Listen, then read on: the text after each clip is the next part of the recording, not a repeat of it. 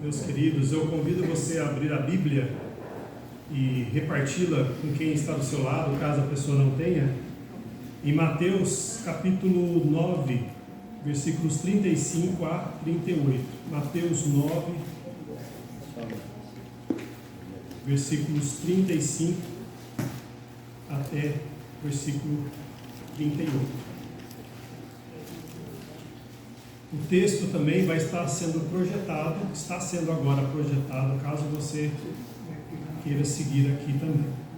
Mateus 9, 35 a 38. E mais uma vez, oremos: Senhor, fale conosco pela tua santa palavra. Que teu Espírito tenha liberdade em trazer a tua verdade e convencer do pecado, da justiça e do juízo os que não conhecem Jesus, e tocar para que aqueles que te conhecem venham te obedecer. Em nome de Jesus. Amém. Amém. O exemplo supremo do pastor. Nós vamos ler todos juntos esses versículos 35 até 38. E percorria Jesus todas as cidades e aldeias, ensinando nas sinagogas deles e pregando o evangelho do reino e curando todas as enfermidades e moléstias entre o povo. E vendo as multidões, teve grande compaixão delas, porque andavam cansadas e desgarradas, como ovelhas que não têm pastor. Então disse aos seus discípulos: a ceifa é realmente grande, mas poucos os obreiros. Rogai, pois, ao Senhor da ceifa que mande obreiros para a sua colheita. Jesus Cristo estava aqui numa das três fases de ministério. Jesus viveu mais de 30 anos de uma forma um pouco que anônima, mas depois, quando ele se manifestou para assumir um ministério público, os últimos 3 anos de vida ou de ministério de Jesus Cristo pode ser dividido em 3 fases: o ano de inauguração, o ano de popularidade e o ano de oposição. Quando nós lemos esse texto que acabamos de ler aqui, nós estamos nos referindo a um período de oposição, o último período de Jesus Cristo aqui, no sentido ministerial. Jesus Cristo havia passado por aquele glamour inicial, onde todo mundo fica procurando e conhecendo e vendo e querendo saber mais a respeito, e passou o tempo de popularidade, onde o nome dele era repetido, era proclamado em todo lugar. Agora estava no momento em que os opositores estavam falando muito alto, mas ele não baixou a voz, ele não parou de servir a Deus, ele falou muito alto, com muita convicção, a mensagem de Deus, e ele fez a vontade de Deus de forma muito clara e evidente. No ano de oposição, Jesus Cristo fez isso, e olha o que diz: ele percorria, não uma, não duas, mas todas as cidades e aldeias. E eu queria aqui trazer para os irmãos e para o irmão pastor Axil, essa mensagem não é para o pastor Axil Rafaela, mas é pensando em vocês também.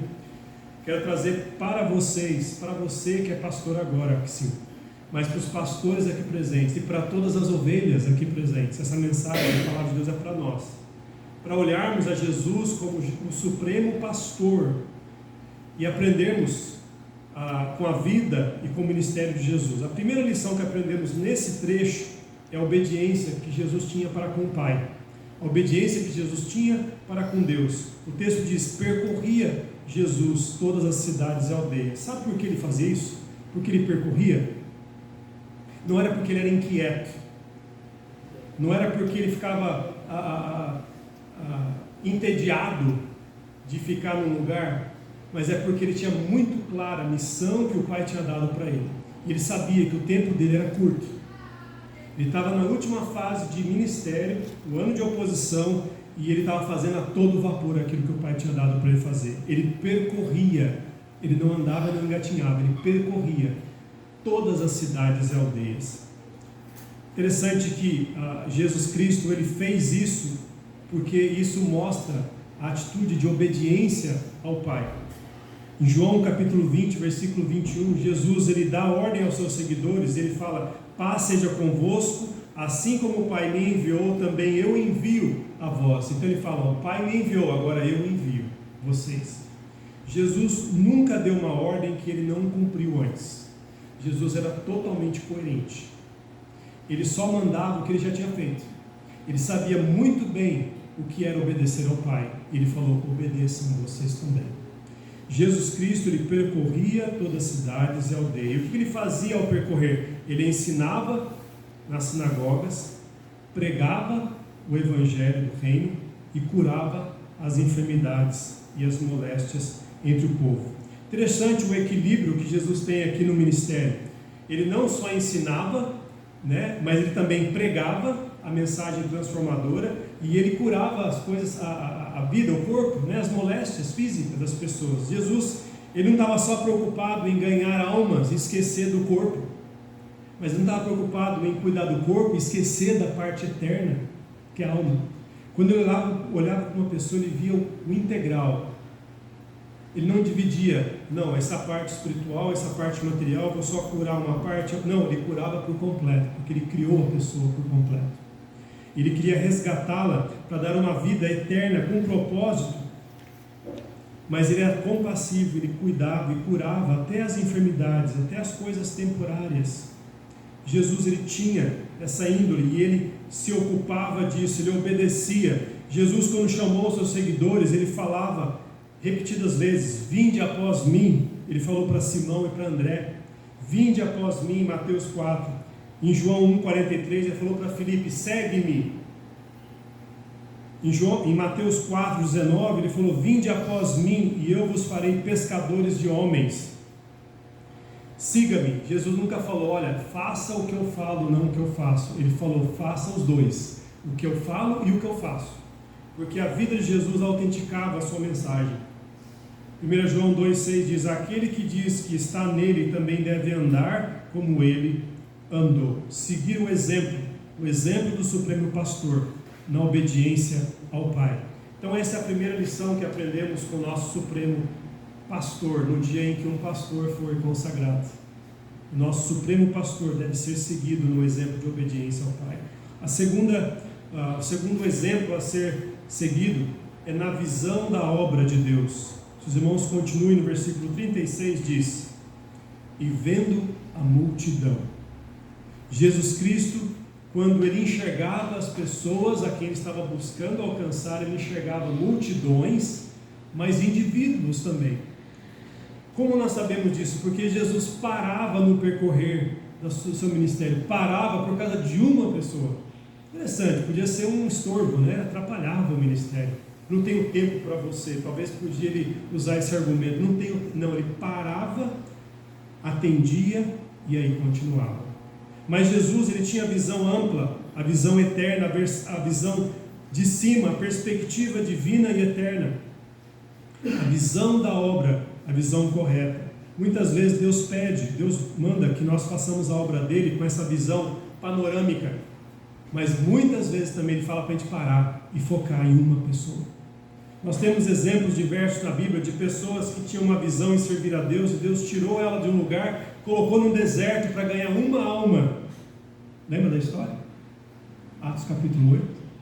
Filipe foi levado para ganhar um africano, para que aquele africano voltasse e ganhasse sua nação, talvez, lá da Etiópia. Aquela alma é tão valiosa quanto multidões. Mas Jesus, ele olhava para as multidões, ele enxergava. Essa palavra multidões aqui, irmãos, na região da Galileia, onde Jesus estava operando o seu ministério, eu pesquisei um pouquinho mais para ter números, Um historiador famoso chamado Flávio Josefo disse que haviam 204 cidades e aldeias naquela região da Galileia. Qual que é a diferença de cidade e aldeia? Cidade tem muro, aldeia é aberto, mas tem muita pessoa morando lá. Flávio Josefo falou que tinha muita gente naquela região da Galileia, cerca de 3 milhões de pessoas. Mas aí outros estudiosos dizem que ele exagerou no número. Outros estudiosos dizem que provavelmente era umas 700 mil pessoas, mas é muita gente, não é, irmãos? Já é muita gente. Sabe o que é 700 mil pessoas? 4 Pouso Alegres. Pouso Alegre tem quanto agora? Tem 162 mil, de acordo com o IBGE, em 2025. 4 Pouso Alegres, Jesus Cristo olhava para aquela multidão. E o que ele fazia? Ele tinha essa visão da obra. Então, o encorajamento que eu e você devemos ter é termos a visão de Jesus. Não só a obediência em prosseguir, mas enxergarmos as pessoas e as multidões como Jesus enxergava. Pessoas carentes da graça de Deus, pessoas precisando de salvação. Jesus Cristo segue adiante, nos dando o exemplo também de coração pela obra, de postura pela obra. Diz o texto aqui que, vendo as multidões, teve grande compaixão delas. Jesus não era curioso para saber quantas pessoas tinham, como eu fiz, procurei na internet quantas pessoas haviam naquela época, saciou minha dúvida. Não, ele reagiu quando sabia, quando ele via as pessoas. Diz o texto que ele teve compaixão, não só compaixão, teve grande compaixão. Compaixão, irmãos, é empatia, é algo que te move a fazer algo. A compaixão é diferente de dó. Sabe a diferença de dó e compaixão? Dó é quando aquilo afeta o seu pensamento. Por exemplo, você assiste um programa de televisão, aí mostra lá as crianças famintas em algum país do mundo. Aí você vê aquelas crianças famintas, aquilo te aperta o coração, você fala, que dó, o que eu posso fazer para ajudar? Como crente você fala, eu vou orar, Aí você ora, Senhor abençoe aquelas crianças, em nome de Jesus, amém.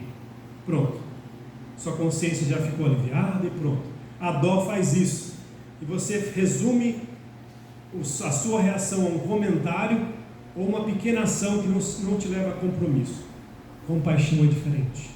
Compaixão mexe com o seu pensamento e ela não para em alguns segundos em que você fala que dó. Ela continua até que você faça alguma coisa, que você faça a diferença. É muito diferente. A compaixão é diferente. Quer um exemplo disso? Lucas capítulo 10, versículo 33.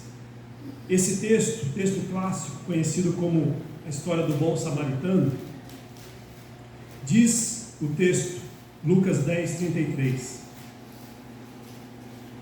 Mas certo samaritano, viajando, veio até ele e, vendo-o, foi movido de íntima compaixão. É o mesmo termo aqui, que Jesus Cristo sentiu ao ver a multidão. Esse samaritano sentiu ao ver um homem quase morto, que foi assaltado e maltratado pelos ladrões.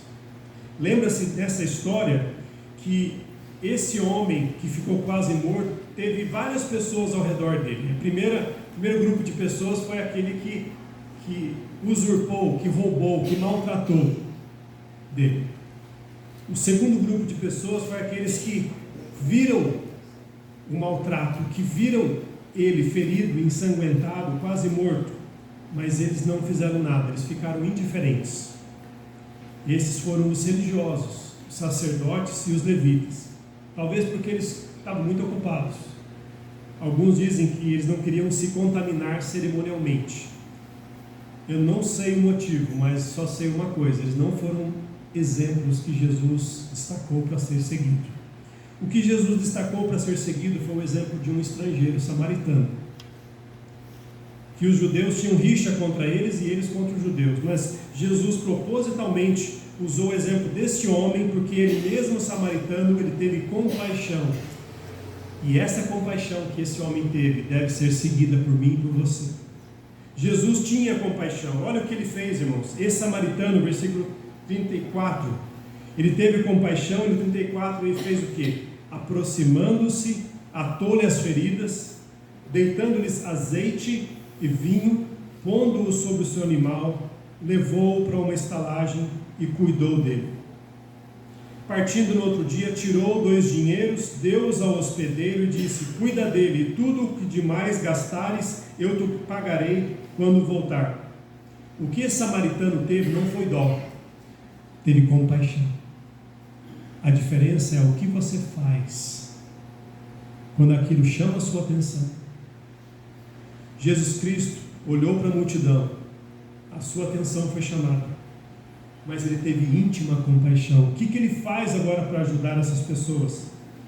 Jesus Cristo quer que eu e você sigamos o exemplo dele, tenhamos compaixão das pessoas. Tá, mas e aí, o que eu faço? Eu vou resolver, eu vou ter uma estratégia missionária melhor. Eu vou aprender mais a respeito daquele grupo populacional. Eu vou fazer isso, eu vou fazer aquilo. O que Jesus respondeu como solução para esse problema vai te chocar. Porque me chocou muitas vezes e me choca até hoje. Olha no versículo 38. Aliás, final do versículo 37. Vamos ler o versículo 37 inteiro e entrar para o 38. Então disse aos seus discípulos: a ceifa é realmente grande, mas poucos os obreiros. Rogai, pois, ao Senhor da ceifa que mande obreiros para a sua colheita. Então Jesus, ao percorrer, Jesus ao olhar, Jesus ao ter íntima compaixão, Jesus falou agora, o plano de ação é: rogai, orai. Mas eu penso, puxa, orar, eles não têm que ir lá e fazer a obra do missionário? Jesus não está falando para não fazer, ele está falando como fazer. Ele está falando em que ordem se fazer. Aqui ele diz: rogai ao Senhor da seara. Começa com dependência de Deus, com oração, não com dependência pessoal, não com conhecimento pessoal, não com experiência pessoal, com estratégia humana, com aquilo que mais funciona em determinados grupos, mas com aquilo que te conecta a Deus, você de joelhos, clamando e falando: Senhor, me ajuda, o que eu faço? Jesus coloca o desafio e fala: olha, é muito trabalho, pouco trabalhador, não tem como fazer, matematicamente impossível. Esse grupo de pessoas, no mínimo 700.000 pessoas, estão perdidas, como ovelhas sem pastor. O que fazer para ajudá-las? Jesus fala: ore, ore, comece orando. Dependência de Deus através da oração, antes, durante e depois. Os pastores mais experientes que estão aqui, eu posso usar o exemplo do meu pastor, do meu sogro, né? Meu sogro, meu pastor, né? Pastor Davi pode contar histórias, escrever livros a respeito de dificuldades do ministério. Mas quantas vezes Deus respondeu a orações de igrejas, protegendo, guardando, e várias dessas histórias eu faço parte. Mas Deus ouve as orações, irmãos. Quantas vezes você se acha numa encruzilhada, num beco sem saída, e você levanta os seus olhos para Deus e clama, roga: Senhor, me ajuda, eu não sei. Existem livros a respeito, existem listas de caminhos a se seguir, mas eu clamo ao Senhor e peço: me ajude, e Deus orienta, Deus guia. Deus, irmãos, precisa ser buscado quando nós vamos começar o ministério, durante e depois do ministério. O irmão Axil, ele vai voltar para a terra dele, podemos falar assim, a terra que ele conhece. Ele conhece a cultura, conhece o linguajar, que é igual a nossa, né? Português, né? Pouquinha diferença.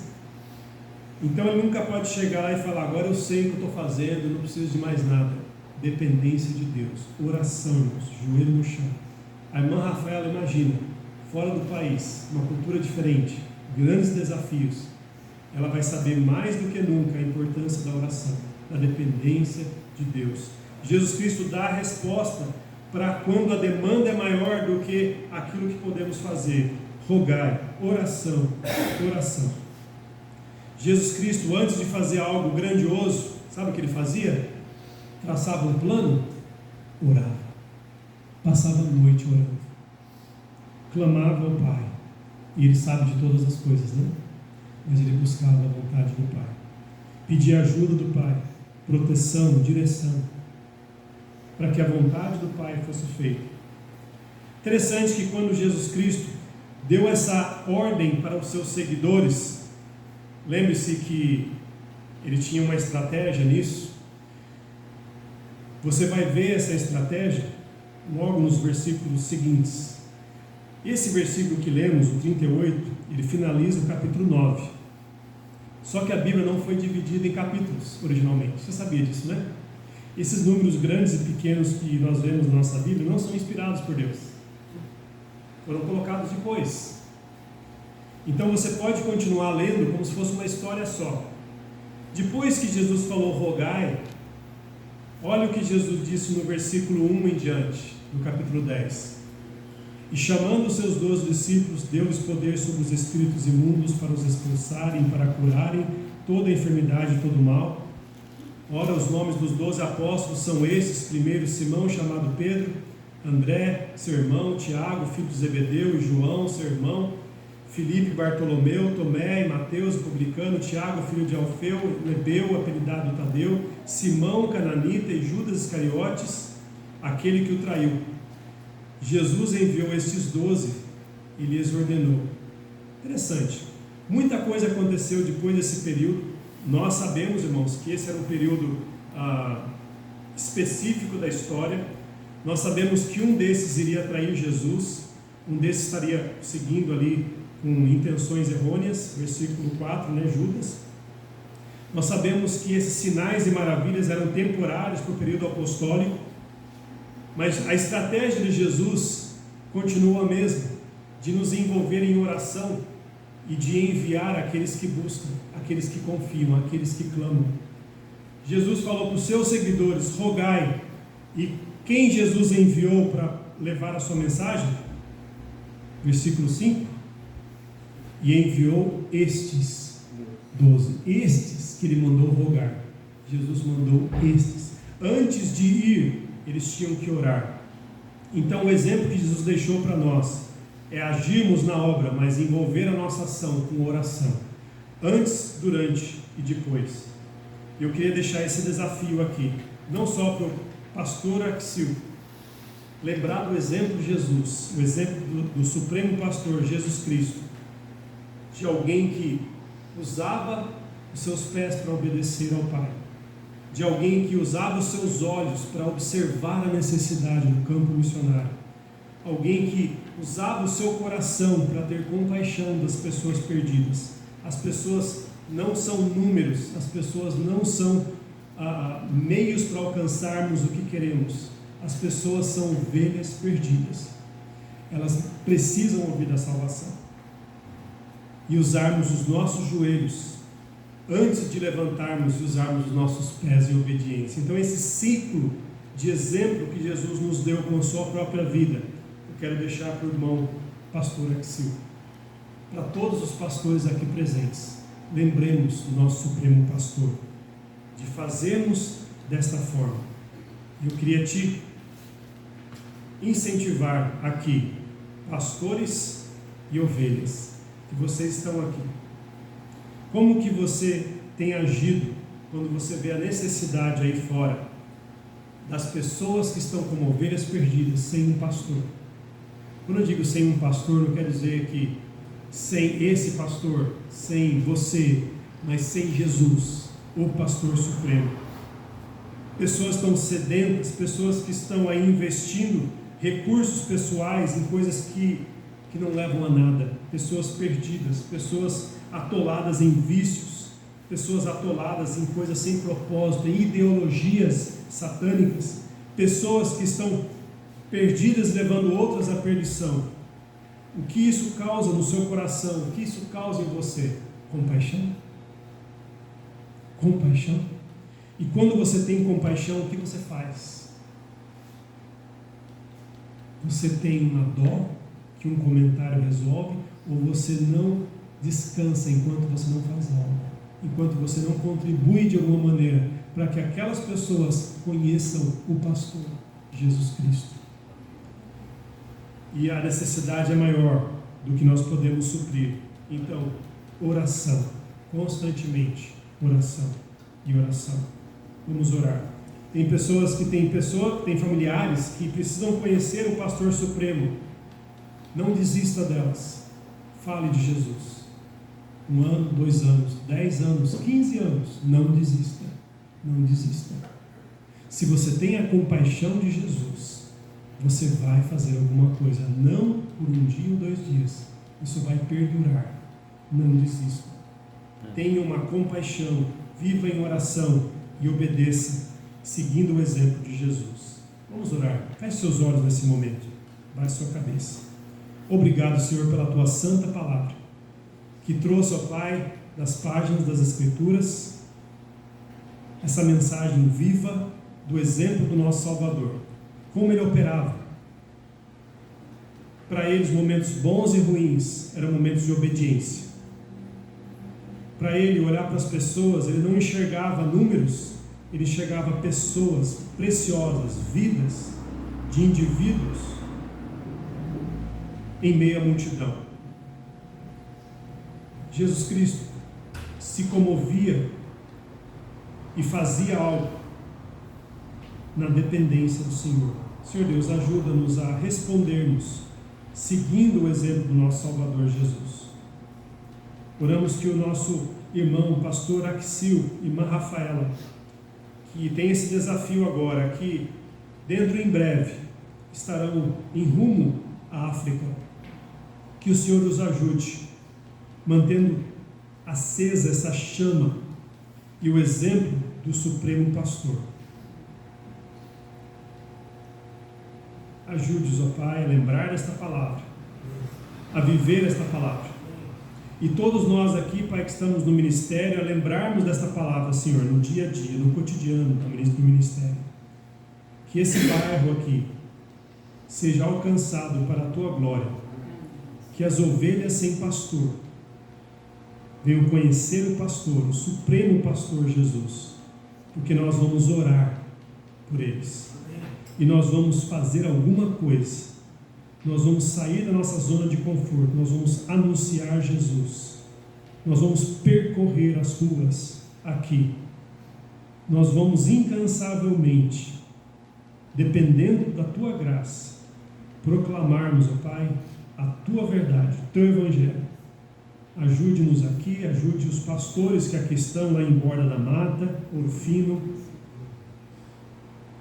lá em Indaiatuba e lá na África, a fazermos isso para a Tua honra e para a Tua glória. Amém. Em nome de Jesus, Senhor. Amém. Amém. Amém. Queridos,